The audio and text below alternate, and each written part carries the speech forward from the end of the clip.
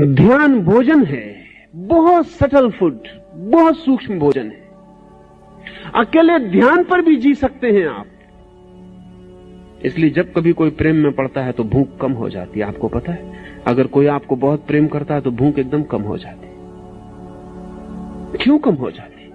जब कोई प्रेम करता है, प्रेम का मतलब ही क्या है कि कोई आप पर ध्यान देता है, और मतलब क्या है? और जब कोई आप पर ध्यान नहीं देता, आपको पता है मनोवैज्ञानिक कहते हैं कि जब कोई ध्यान नहीं देता तब लोग ज्यादा भोजन करने लगते हैं।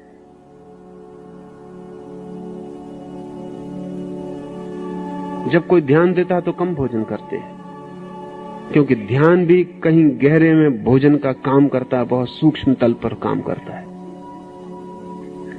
जिस चीज को हम ध्यान देते हैं उसको शक्ति देते हैं, ये मैं कह रहा हूं। और अब इसको कहने के वैज्ञानिक आधार हैं, अब इसको नापने के भी उपाय हैं। मैं पीछे आपसे निकोलिएव और कामेनिएव का नाम लिया। ये दोनों व्यक्ति टेलीपैथिक कम्युनिकेशन में इस समय पृथ्वी पर सबसे ज्यादा निष्णात लोग हैं। निकोलिएव विचार भेजता है, ब्रॉडकास्ट करता है, और हजारों मील दूर कामेनिएव उस विचार को पकड़ता है। वैज्ञानिकों ने यंत्र लगा के बड़े चकित हो गए कि जब निकोलिएव विचार भेजता है तो उसकी शक्ति क्षीण होती है। उसके चारों तरफ यंत्र बताते हैं कि उसकी शक्ति क्षीण हो रही है। और जब हजारों मील दूर कामेनिएव विचार को ग्रहण करता है तब उसकी शक्ति यंत्र बताते हैं कि बढ़ गई। आश्चर्यजनक, हजारों मील दूर। लेकिन जब निकोलिएव विचार भेजता है कामेनिएव को तो उससे पूछा गया कि वो करता क्या है। वो कहता है, मैं आंख बंद करके ध्यान करता हूं कि कामेनिएव मेरे सामने उपस्थित है। वो दूर नहीं है, मेरे सामने उपस्थित है। मैं अपने सारे ध्यान को उस पर लगा देता हूं, सब भूल जाता हूं, सिर्फ कामेनिएव रह जाता है। और जब कामेनिएव रह जाता है, मुझे प्रत्यक्ष दिखाई पड़ने लगता है कि ये सामने खड़ा है, तब मैं उससे बोलता हूं। ध्यान, वो अटेंशन दे रहा है, तो उसकी ऊर्जा हजारों मील दूर बैठे हुए व्यक्ति को उपलब्ध हो जाती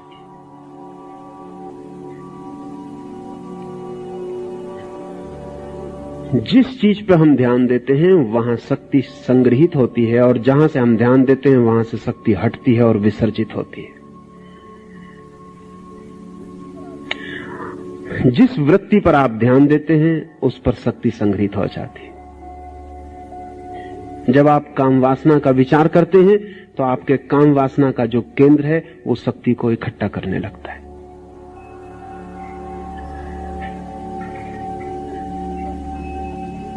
जिस चीज पर आप ध्यान देते हैं वो वृत्ति का केंद्र आपके भीतर शक्ति को इकट्ठा कर लेता है। आप ही शक्ति देते हैं ध्यान देकर, फिर वो केंद्र शक्ति से भर जाता है तो उस शक्ति से मुक्त होना चाहता है क्योंकि बोझिल हो जाता है। ये जाल है आदमी के भीतर। लेकिन काम वासना पर ध्यान दो तरह से दिया जा सकता है। एक कि आप काम वासना में रस लें तो भी ध्यान दिया जा सकता है। तो प्रकृतस्थ नेचुरल काम वासना आप में घनीभूत होगी, नैसर्गिक काम वासना आप में शक्तिशाली हो जाएगी। एक विकृत ध्यान दिया जा सकता है। एक आदमी काम वासना पर ध्यान देता है कि मुझे काम वासना से लड़ना है, मुझे काम वासना को भीतर प्रवेश नहीं होने देना है, वो भी ध्यान दे रहा है। उसका भी काम का सेंटर, सेक्स सेंटर शक्ति को इकट्ठा कर लेता है। अब बड़ी मुश्किल होती है, क्योंकि जो नैसर्गिक काम वासना को ध्यान देता है वो तो नैसर्गिक रूप से शक्ति उसकी विसर्जित हो जाएगी। लेकिन जो विसर्जित नहीं करना चाहता और ध्यान देता है, इसका क्या होगा? इसकी शक्ति विकृत रूप लेना शुरू करेगी, ये विसर्जित हो नहीं सकती। ये शरीर के दूसरे अंगों में प्रवेश करेगी और उनको विकृत करने लगेगी। ये चित्त के दूसरे स्नायुओं में प्रवेश करेगी और उनको विकृत करने लगेगी। ये आदमी भीतर से उलझता जाएगा और जाल में फंसता जाएगा अपनी ही दी गई शक्ति से। ऐसा हुआ कि हम एक वृक्ष को पानी दिए जाते हैं और प्रार्थना किए जाते हैं कि वृक्ष बड़ा ना हो। ये वृक्ष बड़ा ना हो, प्रार्थना किए जाते हैं और पानी दिए जाते हैं। जिस वृत्ति को आप ध्यान देते हैं, चाहे पक्ष में चाहे विपक्ष में, आप उसको पानी और भोजन देते हैं। तप का मूल सूत्र यही है कि ध्यान कहीं और दो, जहां तुम शक्ति को इकट्ठा करना चाहते हो वहां मत दो। ध्यान ही उठाओ ऊपर। अगर काम वासना से मुक्त होना है तो काम वासना पर ध्यान ही मत दो, पक्ष में भी नहीं विपक्ष में भी नहीं। लेकिन ध्यान आपको देना ही पड़ेगा, क्योंकि ध्यान आपकी शक्ति है, वो काम मांगती है। तो तप का मूल सूत्र यह है कि ध्यान के लिए नए केंद्र निर्मित करो। नए केंद्र आदमी के भीतर हैं और उन केंद्रों पर ध्यान को ले जाओ। जैसे ही ध्यान को नया केंद्र मिल जाता है और वो नए केंद्र में शक्ति को उंडेलने लगता है, वैसे ही पुराने केंद्रों से मुक्त होने लगता है। पहाड़ पर चढ़ाई शुरू हो गई। काम वासना का केंद्र हमारा सबसे नीचा केंद्र है। वहां से हम प्रकृति से जुड़े। सहस्त्रार हमारा सबसे ऊंचा केंद्र है। वहां से हम परमात्मा ऊर्जा से जुड़े, दिव्यता से, भव्यता से, भगवत्ता से जुड़े। जब भी आप ध्यान देते हैं, आपने ख्याल किया कि आपके मस्तिष्क में विचार चलता है काम वासना का, और आपका काम केंद्र तत्काल सक्रिय हो जाता है।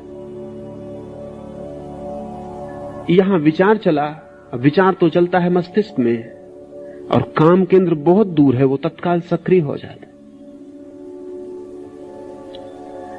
ठीक यही उपाय तपस्वी अपने सहस्त्रार की तरफ अपने ध्यान को लौटा के करता है। वो जैसे ही सहस्त्रार की तरफ ध्यान देता है, वैसे ही सहस्त्रार सक्रिय होना शुरू हो जाता। और जब शक्ति ऊपर की तरफ जाती है तो नीचे की तरफ नहीं जाती।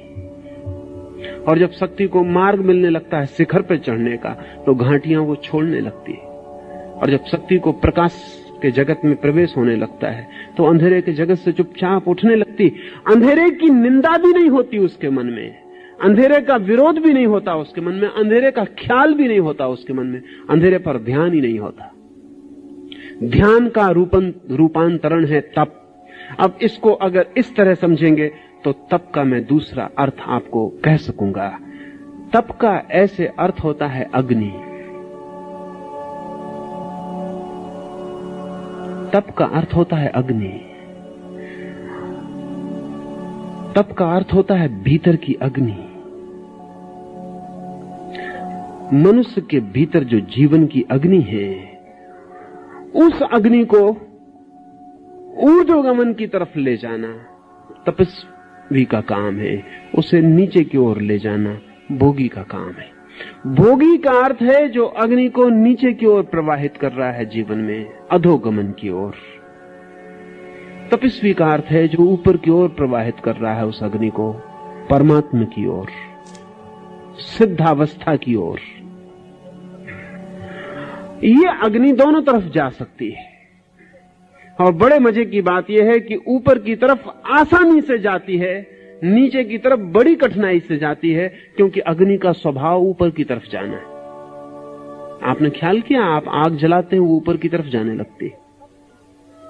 इसलिए इसे तप नाम दिया, इसे अग्नि नाम दिया, इसे यज्ञ नाम दिया, ताकि ये ख्याल में रहे कि अग्नि का स्वभाव तो ऊपर की तरफ जाना है, नीचे की तरफ तो बड़ी चेष्टा करके ले जानी पड़ती। पानी नीचे की तरफ बहता है, अगर ऊपर की तरफ ले जाना हो तो बड़ी चेष्टा करनी पड़ती है। और आप चेष्टा छोड़ दें कि पानी फिर नीचे की तरफ बहने लगा। आपने पंपिंग इंतजाम छोड़ दिया, पानी फिर नीचे बहने लगेगा। अगर ऊपर चढ़ाना है तो पंप करो, ताकत लगाओ, मेहनत करो। नीचे बहने के लिए पानी किसी की मेहनत नहीं मांगता, खुद बहता है, वो उसका स्वभाव है। अग्नि को अगर नीचे की तरफ ले जाना है तो इंतजाम करना पड़ेगा। अपने से अग्नि ऊपर की तरफ उठती है, ऊर्ध्वगामी। इसको तप कहने का कारण है क्योंकि भीतर की जो अग्नि है, जो जीवन अग्नि है, वो स्वभाव से ऊर्ध्वगामी है। एक बार आपको उसके ऊर्ध्वगमन का अनुभव हो जाए, फिर आपको प्रयास नहीं करना पड़ता उसको ऊपर जाने के लिए, वो जाती रहती है। एक बार सहस्त्रार की तरफ तपस्वी का ध्यान मुड़ जाए तो फिर उसे चेष्टा नहीं करनी पड़ती, फिर वो अग्नि अपने आप बहती रहती है। धीरे धीरे वो भूल ही जाता है क्या नीचे क्या ऊपर, भूल ही जाता है, क्योंकि फिर तो अग्नि सहज ऊपर बहती रहती है। एक बार आग राह पकड़ ले तो ऊपर की तरफ जाना उसका स्वभाव है। नीचे की तरफ ले जाने के लिए बड़ा आयोजन करना पड़ता है, लेकिन हम नीचे की तरफ ले जाने के इतने लंबे अभ्यस्त हैं, जन्मों जन्मों की हमारा अभ्यास है नीचे की तरफ ले जाने का। इसलिए नीचे की तरफ ले जाना जो कि वस्तुतः कठिन है, वो हमें सरल मालूम पड़ता। ऊपर की तरफ ले जाना जो कि वस्तुतः सरल है, वो हमें कठिन मालूम पड़ता। कठिनाई हमारी आदत में है, आदतें बड़ी कठिन हो जाती, और कभी कभी स्वभाव जो कि हमारी आदत नहीं है, जो कि वस्तु का धर्म है, उसके ऊपर हमारी आदत इतनी सख्त होकर बैठ जाती है कि स्वभाव को दबा देती है। हम सबके स्वभाव दबे हुए हैं आदतों से। जिसको महावीर कर्म का क्रम कहते हैं, वो हमारी आदतों का क्रम है। हमने आदतें बना रखी हैं, वो हमें दबाए हुए। वो आदतें लंबी हैं, पुरानी हैं, गहरी हैं, उनसे छूट जाना आज इसी वक्त संभव नहीं हो जाएगा। तो हम उनसे लड़ना शुरू करते हैं और उल्टी आदत बनाते हैं, लेकिन आदत फिर भी आदत ही होती है। गलत तपस्वी सिर्फ आदत बनाता है तप की, ठीक तपस्वी स्वभाव को खोजता है, आदत नहीं बनाता। हैबिट और नेचर का फर्क समझ लें। हम सब आदतें बनवाते हैं। हम बच्चे को कहते हैं क्रोध ना करो, क्रोध की आदत बुरी है, न क्रोध करने की आदत बनाओ। वो न क्रोध करने की आदत तो बना लेता है, लेकिन इससे क्रोध नष्ट नहीं होता, क्रोध भीतर चलने लगता। काम वासना पकड़ती तो हम कहते हैं ब्रह्मचर्य की आदत बनाओ, वो आदत बन जाती, लेकिन काम वासना भीतर सरकती रहती, वो नीचे की तरफ बहती रहती, उससे कोई फर्क नहीं पड़ता। तपस्वी खोजता है स्वभाव के सूत्र को, ताओ को, धर्म को। वो क्या है जो मेरा स्वभाव, उसे खोजता है। सब आदतों को हटाकर वो अपने स्वभाव का दर्शन करता है। लेकिन आदतों को हटाने का एक ही उपाय है, ध्यान मत दो, आदत पर ध्यान मत दो।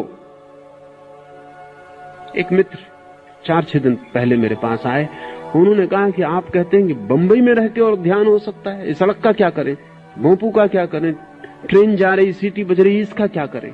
मैंने उनसे कहा ध्यान मत दो। उन्होंने कहा कैसे ध्यान ना दे, खोपड़ी पर भोंपू बज रहा है, नीचे कोई हान बजाए चला जा रहा है, ध्यान कैसे ना दे।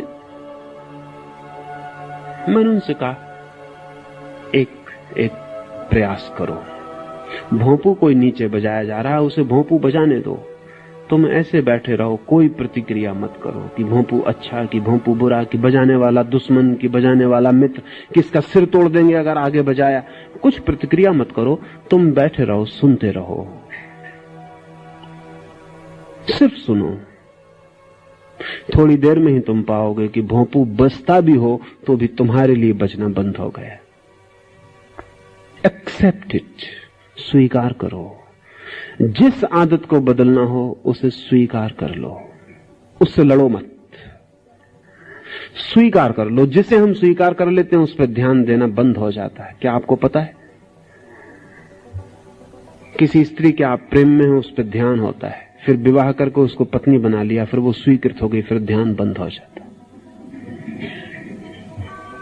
जिस चीज को हम स्वीकार कर लेते हैं, एक कार आपके पास नहीं, वो सड़क पर निकलती है चमकती हुई, ध्यान खींचती है, फिर आपको मिल गई, फिर आप उसमें बैठ गए, फिर थोड़े दिन में आपका ख्याल ही नहीं आता कि वो कार भी है चारों तरफ जो ध्यान को खींचती, तो वो स्वीकार हो गई। जो चीज स्वीकृत हो जाती है उस पर ध्यान जाना बंद हो जाता है। स्वीकार कर लो, जो है उसे स्वीकार कर लो। अपने बुरे से बुरे हिस्से को भी स्वीकार कर लो। ध्यान देना बंद कर दो, ध्यान मत दो। उसको ऊर्जा मिलनी बंद हो जाएगी, वो धीरे धीरे अपने आप छीन होकर सिकुड़ जाएगी, टूट जाएगी, और जो बचेगी ऊर्जा उसका प्रवाह अपने आप भीतर की तरफ होना शुरू हो जाएगा। गलत तपस्वी उन्हीं चीजों पर ध्यान देता जिन पर भोगी देता। सही तपस्वी ठीक तप की प्रक्रिया ध्यान का रूपांतरण है। वो उन चीजों पर ध्यान देता है जिन पर न भोगी ध्यान देता न तथाकथित त्यागी ध्यान देता। वो ध्यान को ही बदल देता है। और ध्यान हमारे हाथ में है। हम वहीं देते हैं जहां हम देना चाहते हैं। अभी यहां बैठे हैं, आप मुझे सुन रहे हैं। अभी यहां आग लग जाए मकान में, आप एकदम भूल जाएंगे कि सुन रहे थे, कि कोई बोल रहा था। सब भूल जाएंगे। आग पर ध्यान दौड़ जाएगा, बाहर निकल जाएंगे, भूल ही जाएंगे कि कुछ सुन रहे थे। सुनने का कोई सवाल ही न रह जाएगा। ध्यान प्रतिपल बदल सकता है। सिर्फ नए बिंदु उसको मिलने चाहिए। आग मिल गई, वो ज्यादा जरूरी जीवन को बचाने के लिए हो गई, तो तत्काल ध्यान वहां दौड़ जाएगा। आपके भीतर तप की प्रक्रिया में उन नए बिंदुओं और केंद्रों की तलाश करनी है जहां ध्यान दौड़ जाए और जहां नए केंद्र सशक्त होने लगे।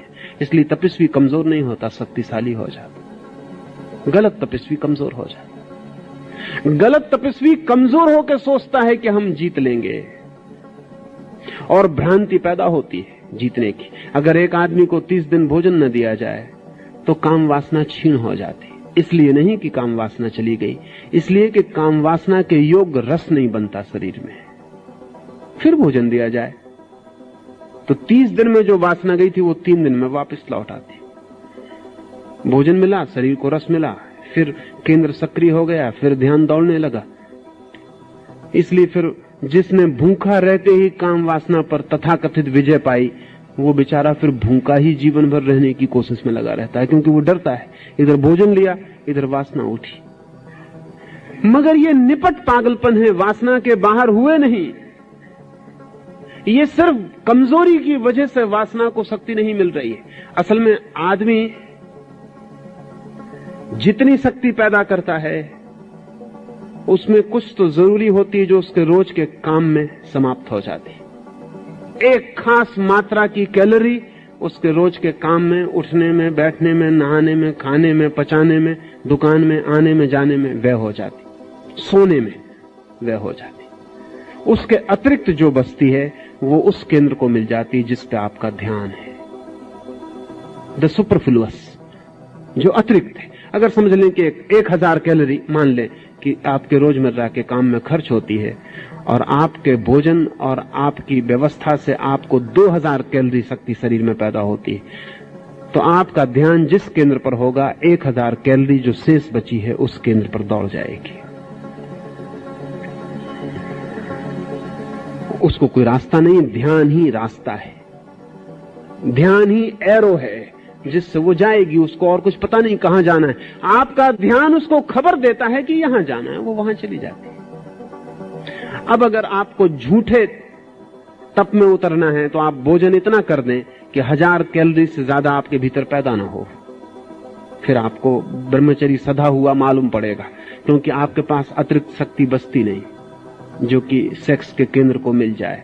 1000 शक्ति पैदा होती है, 1000 आप खर्च कर लेते। इसलिए तपस्वी खाना कम कर देता है, पैदल चलने लगता है, श्रम ज्यादा करने लगता है और खाना कम करता चला जाता है। ये दोहरी प्रक्रियाएं करता है ताकि शरीर में शक्ति कम हो और शक्ति व्यय ज्यादा हो। वो मिनिमम पर जीने लगता है। न होगी अतिरिक्त शक्ति, न वासना बनेगी, मगर इससे वो वासना से मुक्त नहीं होता। वासना अपनी जगह खड़ी, वासना का केंद्र प्रतीक्षा करेगा, अनंत जन्मों तक प्रतीक्षा करेगा। कहेगा कि जिस दिन शक्ति ज्यादा हो मैं तैयार हूं। ये सिर्फ भय में जीना है। इस जीने से कहीं कुछ उपलब्ध नहीं होता। इससे प्रकृति तो चूक जाती है, संस्कृति नहीं मिलती, सिर्फ विकृति मिलती है और एक भयभीत चेतना रह जाती है पीछे। नहीं, ये नहीं है मार्ग। ठीक पॉजिटिव ऑस्टेरिटी का, ठीक विधायक तप का मार्ग है। शक्ति पैदा करो, ध्यान रूपांतरित करो, ध्यान नए केंद्रों पर ले जाओ ताकि शक्ति वहां जाए। इसे हम धीरे धीरे जब और गहरे उतरेंगे ध्यान के परिवर्तन के लिए, तो ये प्रक्रिया ख्याल में आ सकेगी। लेकिन सबसे पहले तो ये ख्याल में ले लेना चाहिए कि मेरी अतिरिक्त शक्ति किस केंद्र से व्यय हो रही है। उसके विपरीत जो केंद्र है उस केंद्र पर ध्यान को लगाना पड़ेगा।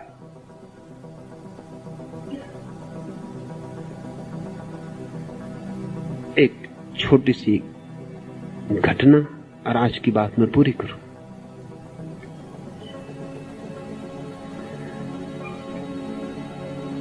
धर्म गुरुओं का एक सम्मेलन हुआ है। बड़े धर्म गुरु उस देश के एक नगर में इकट्ठे हुए। 4 बड़े धर्म हैं उस देश में। चारों के 4 बड़े धर्म गुरु एक निजी वार्ता में लीन है। सब सम्मेलन निपटने के करीब हो गया। वो बैठ के बातें कर रहे हैं। ऊंची बातें हो चुकी, नकली बातें हो चुकी, अब वो बैठ के असली गपशप कर रहे हैं। 75 साल का बूढ़ा धर्मगुरु कहता है कि हो गई वे बातें, सुन गए लोग, लेकिन तुम्हारे सामने क्यों मैं छिपाऊं, और मैं आशा करता हूं तुम भी ना छिपाओगे। अच्छा होगा कि हम बताएं कि असली जिंदगी हमारी क्या है। मैं तो एक ही चीज से परेशान रहा हूं, वो धन, और दिन रात धन के विपरीत बोलता हूं, पर धन पे मेरी बड़ी पकड़ है।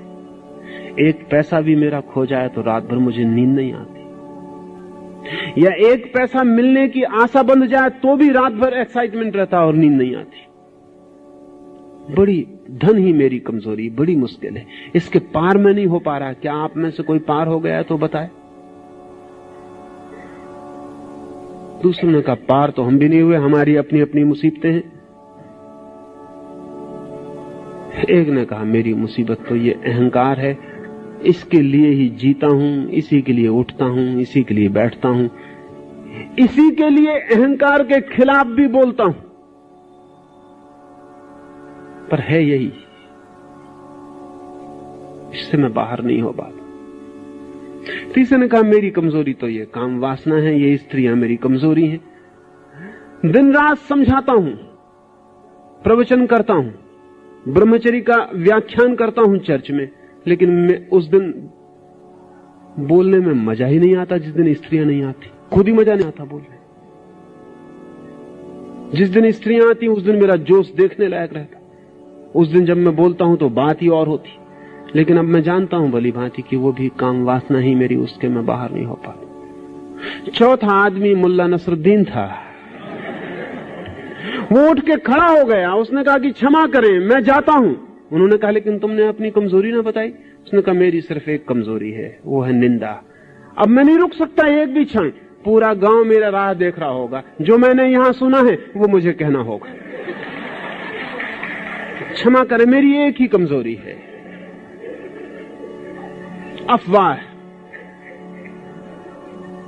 और अब मेरा रुकना मुश्किल है। की कोशिश की तू ठहर भाई, तेरी ये कमजोरी थी तो तूने पहले क्यों ना कहा, इतनी देर चुप क्यों रहा।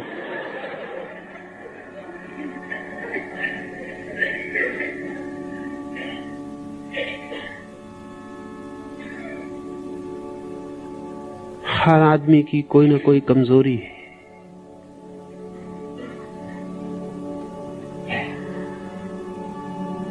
उस कमजोरी को ठीक से पहचान ले, उसी में आपकी ऊर्जा व्यय होती है। मुल्ला ने कहा कि तब तक तो मैं बैठा रहा जब तक मैं पूरा न सुन पाया, लेकिन जब मैंने पूरा सुन लिया तो जग गई मेरी शक्ति। अब इस रात सोना मेरे बस में नहीं। अब जब तक एक एक शक्ति जग गई मेरी, वो जो कमजोरी है हमारी, वही हमारी शक्ति का निष्कासन है, वहीं से हमारी शक्ति व्यय होती। मुल्ला तब तक बिल्कुल सुस्त बैठा था, जैसे कोई प्राण ही ना हो। अचानक ज्योति आ गई, प्राण आ गए, चमक आ गई।